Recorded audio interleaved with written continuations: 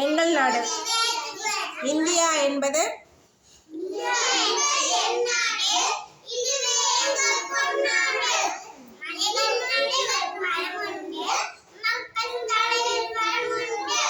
கலைகள் வளரும் பெருநாடு.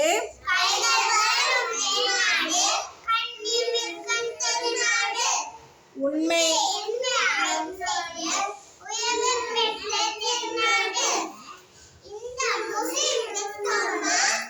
எல்லா மதங்களும் இங்குண்டு.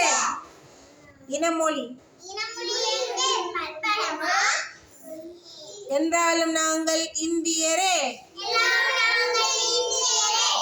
ஆயிரம் மொழிகள் இருந்தாலும் அன்பே எங்கள் பொதுமொழியாம். வேற்றுமை எத்தனை இருந்தாலும்